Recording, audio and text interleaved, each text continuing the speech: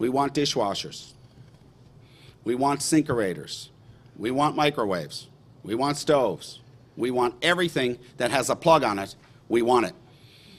And the only way, the biggest impact, up to 40% reduction in the use of utilities, they can't sell us utilities if you don't want it. So you can talk about the use of electricity in these power plants that are bringing these things forward, but if you don't burn it, they can't sell it, they won't generate it.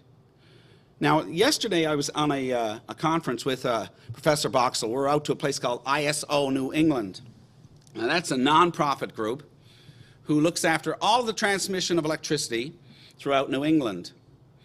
There's 2 or 3 of them across the country. Texas, I believe, has its own. It's basically an I'll call it, for a different name, an internet switching station, which really they migrate all the electricity which needed in certain areas. Now, when I first came to Boston, again, I wanted to go back to this issue of amenities.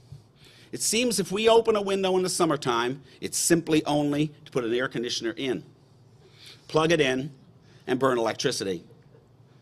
And that's wrong. Now, people will say, I looked at the demands yesterday as they put them up on a huge screen at this plant, and they stated that the highest use of electricity is in the summer months. And then they pointed to places like Boston. Now, again, I really don't think that Boston is a city that suffers from a lot of heat. It gets a few hot days, but we're so used to it that if it's over 72 degrees, we've got to plug on the air conditioner because we just can't take it. That's probably because we're running around too much in our lives. We all need to slow down a little bit, which is why I always welcome the rain. I love the rain because it just slows our lives down. And that's what we need to do. Slow down, think. We have the solutions, and unplug something. You want to dry your hair? Use a towel. You know, we will go into a house, and you'll heat your water. You'll heat your water in your hot water tank to 140 degrees, when you really should only heat it to 120.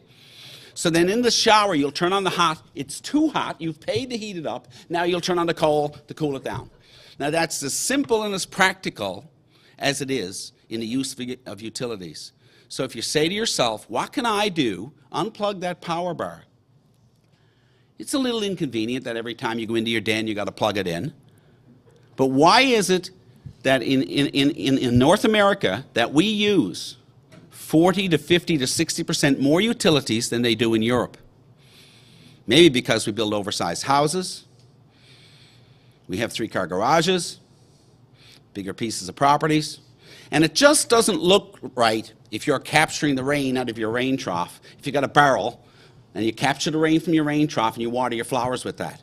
We want to get out with those fancy sprinklers that we pay $50 for and walk around, you know, and the meter's swinging inside. We look great to the neighbors, but like we're paying money to pump these waters, etc. And we're using resources we really don't need to use.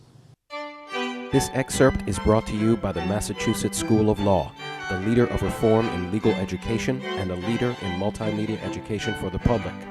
To view the full interview and for a full listing of MSL's programs, log on to mslaw.edu.